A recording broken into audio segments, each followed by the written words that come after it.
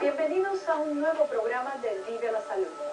Cada año en el mundo 14 millones de personas son diagnosticadas con cáncer y el 60% de ellos residen en África, Asia, Centro y Sudamérica, según la Organización Mundial de la Salud. El cáncer, nuestro tema central de hoy, y más adelante el síndrome de Down.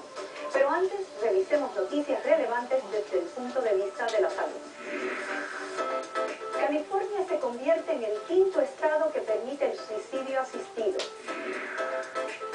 Advierten del peligro que encierran los suplementos naturales para tratar la disfunción eréctil. ¿Y es su adolescente un esclavo de las redes sociales? La respuesta es probablemente sí.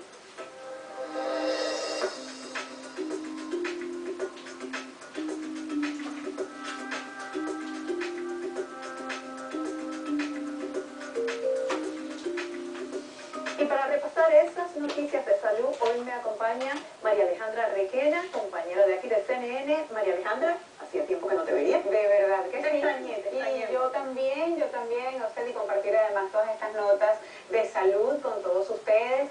Y doctora, hay una con la que me gustaría comenzar porque ha sido muy polémica, se ha comentado en los últimos tiempos y más reciente ahora porque se aprobó en California esta ley de la muerte asistida, hay algunos que le llaman de suicidio asistido, eso depende pues por supuesto con la lupa, ¿no? Con el cristal con que se vea. Para muchas personas ha sido terrible que esto se apruebe, para otros ha sido un alivio. Y en el caso del gobernador Jerry Brown, él lo que dice que al momento de firmarla, él decidió verlo desde el punto de vista personal. Él mismo ha tenido que pasar por varios tipos de cáncer, su familia ha perdido también a familiares a esta enfermedad, y él lo que decía es que en realidad él quisiera tener, él se puso en el papel de esa persona que está sufriendo no solamente los embates físicos, sino emocionales también de una enfermedad pues que te va a llevar a la muerte cuando ya está en estado terminal. Y digo, no es que lo vaya a hacer, pero quisiera saber que tengo esa opción. Que tiene esa opción. Y fíjate si es controversial en muchos sentidos, porque estamos hablando de la ética, estamos hablando de la moral, estamos hablando de ese juramento hipocrático de los médicos. También. O sea, que son tantos componentes que entran a colación en este sentido, pero todas estas conversaciones que han tenido llevó a la Asociación Médica Californiana a tomar un paso atrás y dejar un poco más que sean los médicos, las diferentes organizaciones, las diferentes comunidades que tomen esa decisión. Además que no es algo que se va a hacer tampoco a la ligera. La próxima noticia. Tenemos otras noticias y en este caso caballeros, presten atención, y ustedes también mujeres, porque uno tiene que estar siempre muy pendiente de lo que consumen en cuestión de medicamentos, pero en este caso no necesariamente tiene que ser tantos medicamentos, sino precisamente esos suplementos que a veces toman los caballeros para la disfunción eréctil, pero resulta que según el departamento, en este caso el director de fraude de la FDA, se percataron que hay varios de este tipo de alimentos, de suplementos, inclusive alimentos, que se venden como naturales y resulta que tienen muchas veces, en algunos casos hasta 33% más, o 33 veces más que algunas de estas otras como la Viagra y otro tipo de medicamentos. Y no es que tengan 33% más, estamos hablando en este caso en particular 300 productos. O sea que lo que dice la administración que regula todo esto, que regula las medicinas, es por favor tengan cuidado, porque puede interactuar indudablemente muchos de estos productos naturales o suplementos con otros medicamentos que el hombre esté tomando, con otras enfermedades que pueda tener el paciente, y que al tomar estos suplementos naturales, todo el mundo piensa que cuando es un suplemento natural no hace daño. La palabra natural. La palabra natural engaña muchísimo. Exactamente. Ya que hablamos de esto, hay algo que preocupa muchísimo y sobre todo a los que somos padres. ¿Por qué? Porque los jóvenes, si estamos hablando de jóvenes tan niños, por decirlo de alguna forma, porque para mí mi hijo de 12 años, que va a cumplir 13 años, todavía es un niño, pero estos jovencitos de 13 años revisan su teléfono para ver los mensajes, los likes en Instagram, en Facebook, ni siquiera hasta 100 veces, al menos 100 veces al día, algunos son 150, hasta 200 veces que pueden revisar su teléfono, se ha vuelto una obsesión. También la necesidad de machacar una y otra vez con estos muchachos varios componentes. Uno, Mariale, de que todo lo que ellos ponen en las redes se queda. Exactamente. Segundo, que no pueden dar información personal, la dan de todas formas. Y tercero, que los padres tienen que monitorear todo lo que los muchachos hacen en las redes, y eso no se empieza, Mariela, tú que tienes niños, no se empieza a la edad de los 13 años, se empieza a la edad de los 9, de los 8, cuando ellos empiezan con los teléfonos inteligentes.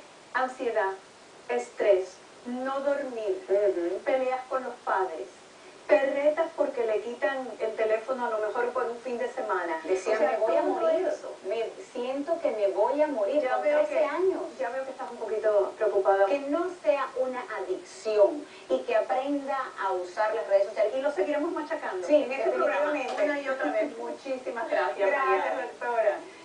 Y al regresar, el cáncer infantil, sus desafíos y cómo un equipo pediátrico especializado responde a las innumerables exigencias de la enfermedad. Gracias por continuar con nosotros en Vive la Salud. Existen diferencias entre el cáncer infantil y el cáncer de adultos. En los niños, por ejemplo, el cáncer no está generalmente relacionado al estilo de vida como puede suceder con la población adulta, y está vinculado más a cambios en el ADN a una muy temprana edad. Esto según la Organización Estadounidense del Cáncer. Para aprender más sobre el cáncer infantil, visitamos el Hospital Nicklaus Children's de aquí de Miami, lugar donde yo trabajo y donde un equipo especializado lucha contra los diferentes tipos de cánceres infantiles. El cáncer infantil, un diagnóstico mucho más común de lo que pensamos. Esto nos asegura el doctor Guillermo de Angulo, oncólogo pediatra del Nicklaus Children's Hospital de Miami. De todos los cánceres que se ve nacionalmente, el 3-4% es cáncer infantil. Sí, es algo que se ve con mucha frecuencia, y la causa número 1 de la muerte en niños es el cáncer después de accidentes. El impacto de un diagnóstico de cáncer en la población infantil es profundo, lleno de confusión y emociones encontradas. Algunos padres ni pueden decir esta palabra cáncer, es muy difícil. Un niño de 4 años no va a entender cáncer, pero un niño de 14 años, si no se le dice, van a pensar que le están mintiendo. Algo que Ernesto Aparicio vivió por experiencia propia. La enfermedad nos sorprendió, que nos hemos involucrado en un mundo que desconocíamos, un mundo que vemos tantos niños que padecen de... No es el nuestro solo. Niños de 6 meses, niños de 1 año, niños de 10, de 12. El perfil de las familias que hemos visto que adaptan más fácil o más rápido son esos que aceptan y reconocen que necesitan ayuda y apoyo y la guía. Son esas familias que no ven el cáncer como un tabú. Son familias que se educan en el diagnóstico y el tratamiento, y si no saben, preguntan al equipo o preguntan al equipo médico y de esos alrededores. Pero en las últimas décadas, el pronóstico de muchos de los cánceres infantiles ha mejorado drásticamente. En este momento, 80% de los pacientes están sobreviviendo de cáncer. La meta de nosotros es que los planes que los padres y los abuelos tenían para sus hijos siga igual. La cura y la supervivencia son un enfoque de las familias, y muchas buscan en la medicina integrativa y complementaria una esperanza, una respuesta. Aquí nosotros tratamos a 2 cosas cada vez que entra un paciente. Se trata al cáncer y se trata al paciente. Son 2 cosas distintas. Entonces, la medicina complementaria o la integrativa, la idea es ayudar al sistema inmunológico, ayudar al paciente.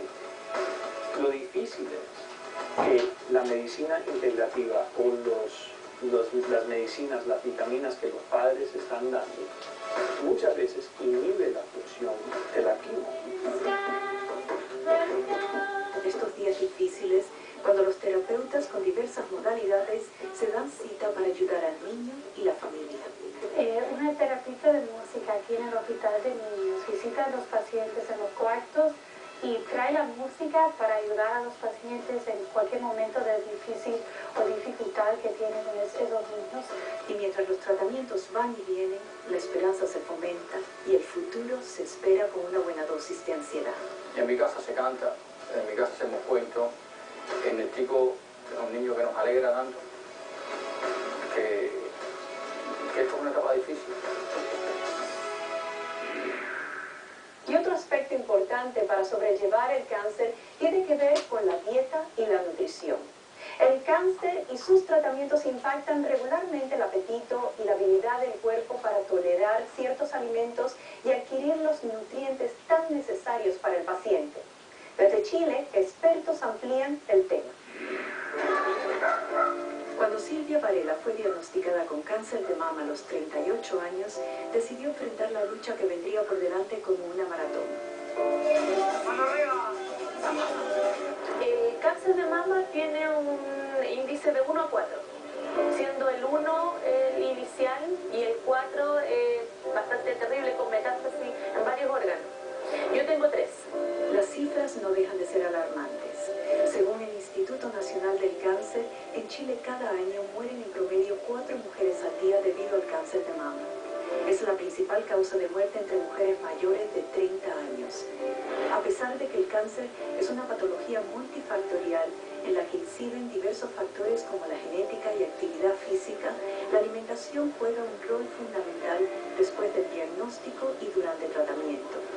Carolina Zárate, nutricionista jefe del Instituto Nacional del Cáncer de Chile, aconseja potenciar una variada lista de alimentos. Los cereales integrales, donde podemos encontrar el pan integral, el arroz, los fideos integrales, las frutas y las verduras, y dentro de las frutas y las verduras siempre se aconsejan 5 porciones al día, que son las recomendaciones que nosotros tenemos actualmente en Chile.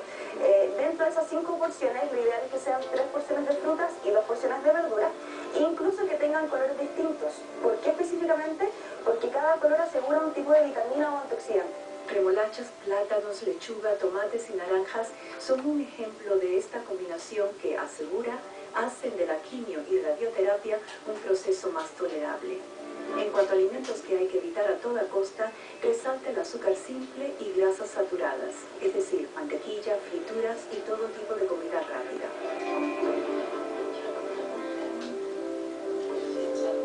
Una rama entre profesionales de la salud que aún no es extensamente conocida en Chile son los llamados health coaches. Literalmente significa un guía de salud. Prolíferos en Estados Unidos, sobre todo en el tratamiento de pacientes con cáncer, estos profesionales, también conocidos como promotores de salud, se dedican no solo a indicar qué es bueno comer, sino cómo llevar un saludable estilo de vida. Catalina Valdés es chef, pero también ejerce como promotora de salud y realiza cursos de cocina para personas que luchan contra el cáncer. Para ella no hay mejor alimento durante el tratamiento que las verduras verdes altas en clorofila. La espinaca, la acelga, ¿cómo se llama? La rúcula. Está muy de moda el wheatgrass, ¿ya? Tener en su casa plantado el wheatgrass, que es este pasto de trigo, que uno lo mete en una procesadora o en una licuadora y te hace un rico jugo verde, ¿ya? Eso es bastante alcalinizante y es muy bueno para cuando uno está apoyando tratamientos del cáncer, ¿ya? Silvia estuvo muy cerca de llegar tarde. Su cáncer de mama en estado 3 tiene un índice de supervivencia cercano al 72%.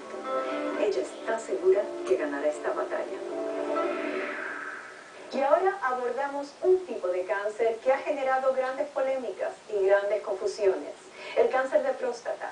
Para darles una idea, este año se estima que serán diagnosticados 220.000 nuevos casos de cáncer de próstata en Estados Unidos, número que de acuerdo con el Instituto Nacional del Cáncer representa el 13% de todos los cánceres nuevos diagnosticados. Cifras que merecen nuestra atención, y por eso hemos invitado hoy al doctor Jorge Caso, urólogo y especialista del cáncer de próstata del Centro Médico Mount Sinai, Miami. Encantada de tenerte con nosotros, Jorge. Gracias. Y vamos de lleno, muy confuso el cáncer de próstata, y sobre todo en los últimos años en términos de las recomendaciones, de cuándo hacerse los exámenes. Así que, ¿cuál es la recomendación de la especialidad de ustedes, de urología, en términos del cáncer de próstata? Bueno, lo primero que se debe decir es que el estándar aquí en los Estados Unidos es diferente de lo que se ve en otros países, por ejemplo en Sudamérica, Europa o incluso en Canadá. En los Estados Unidos, nosotros hemos recomendado que todos los pacientes de la edad de 55 a 69 deben hacerse un chequeo para cáncer de próstata. Eso se hace aunque el paciente no tenga ningún síntoma. Ahora, pacientes de cualquier edad con síntomas deben hacerse las pruebas. Adicionalmente, pacientes después de la edad de 40, si tienen riesgo en su vida, que puede ser el riesgo de la raza, pacientes que son de descendencia africana, o pacientes en los cuales hay un historial de familia muy positivo, que tienen un hermano o un padre que se han diagnosticado con cáncer de próstata. Esos pacientes pueden elegir empezar a hacerse las pruebas después de la edad de 40. Y ya que hablas de las pruebas, ¿qué tipo de pruebas son las que se debe de hacer el paciente? Las dos más comunes, las que más se hacen, es una prueba de sangre que se llama el nivel de antígeno prostático, o en inglés el PSA, y adicionalmente un tacto para palpar la próstata, para ver si tiene nódulos o si es una próstata que tiene unas áreas duras. Eso es el tacto rectal. ¿Y se hace generalmente una vez al año? En la mayoría de los casos se hace anualmente, pero en algunos pacientes bien escogidos, es decir, pacientes que tienen el nivel de antígeno prostático muy bajo y que ha estado bajo por muchos años y que tienen un tacto que es totalmente normal, hay veces eso se puede hacer en vez de anualmente cada 2 años, o se puede extender un poco más. Danos un poquito de luz en términos de para aquel paciente que ha sido diagnosticado, ¿cuál sería el mejor paso a tomar? Bueno, la primera decisión que se tiene que hacer es si el paciente va a recibir un tratamiento o no. El no recibir tratamiento, hay veces se puede hacer algo que se llama una vigilancia activa, en la cual no se hace un tratamiento inmediatamente, pero se aplaza el tratamiento a un tiempo más tarde. No pensamos que en esos pacientes la curabilidad del cáncer cambie. Ahora, para otros pacientes con un cáncer más agresivo se le puede hacer un tratamiento inmediatamente, y ese puede ser o con cirugía o con radiación. Siguiendo con el tratamiento, y cuando hablamos de lo que es efectos secundarios, uno que todos temen es la disfunción eréctil. Sí. ¿Pasa en todos, sucede en todos los casos o en algunos? ¿Hay algo que se puede hacer al respecto? La disfunción eréctil es el efecto más común de todos los tratamientos de cáncer de próstata, sea radiación, sea cirugía, sea congelar la próstata. Ahora, no todos los pacientes son iguales. Va a depender mucho en cuál es la situación clínica. Muchísimas gracias, doctor Caso, por estar aquí con nosotros y por enseñarnos más de una valiosa enseñanza hoy. Gracias. Y en su reciente informe, la Organización Mundial de la Salud señala que el tabaquismo es el principal factor de riesgo para desarrollar cáncer de pulmón. El tabaquismo representa uno de los grandes retos para nuestra región, considerado a nivel de epidemia por la Organización Panamericana de la Salud. Dígame, ¿es usted uno de los comprometidos con su salud? ¿Ha dejado de fumar? ¿Cómo lo consiguió? Como siempre, espero sus comentarios en nuestras redes sociales. Ya regresamos. Enfermedad relacionada con el cromosoma 21, conocida como el síndrome de Down. Hoy más que nunca, niños y jóvenes nacidos con este síndrome participan en las actividades cotidianas como el colegio y el trabajo. Desde Bolivia vemos el siguiente informe. Es un amor, mira.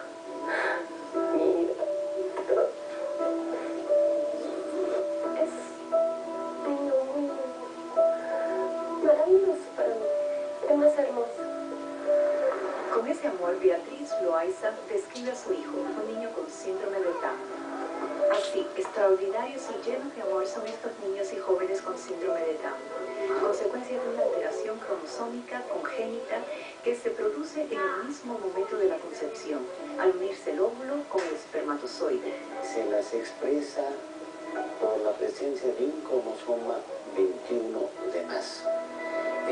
Todos tenemos 2 pares de cromosomas, 23 cromosomas por 2. Y los niños con síndrome de Down tienen 3 cromosomas 21, además de acompañar infelizmente con un retardo mental. Pero tener un hijo con síndrome de Down en Bolivia no es fácil, nos dice Lucila de Oropesa, madre de uno de ellos y presidenta de EWINIA, una organización civil de padres con hijos Down sin fines de lucro que nace frente a la discriminación y marginación que dicen sufren estos niños y jóvenes. Sobre todo por la falta de apoyo del Estado, por la discriminación, por tanta gente pobre que no puede asistir a un colegio regular porque no tiene para pagar a un tutor, y sobre todo para apoyar a nuestros hijos. Si bien en Bolivia existe la Ley 223 para las personas con discapacidad, que en su artículo 10 garantiza el acceso y permanencia de estudiantes con discapacidad en el sistema educativo plurinacional, Lourdes Flores, mamá de Brenton, nos dice que no se cumple la ley. Llévatelo, me dijo. Y yo dije, no me lo voy a llevar, por favor, apóyemelo como usted pueda. La profesora me dijo que tiene que hablar. Si habla, ahí sí nos vamos a entender, me dijo. Entonces la profesora tampoco tiene paciencia, ¿no?, para poder apoyar a mi hijito, le hace a un lado. En el campo de la salud, la Ley 223 también garantiza el acceso de las personas con discapacidad a los servicios integrales de promoción, prevención, atención, rehabilitación y habilitación con carácter gratuito, pero la realidad es distinta. Sí, hay mucha discriminación en el hospital, solo nos dan un día para que podamos llevar a nuestros hijos. Un miércoles nada más pueden llevar. Para Andrea Cornejo, concejala del municipio de La Paz, quien sufre de una discapacidad motriz, todavía los discapacitados no son visibilizados en el país a pesar de las leyes existentes, y afirma que es imperativo revertir esa situación. Es muy triste la situación en Bolivia, ¿no?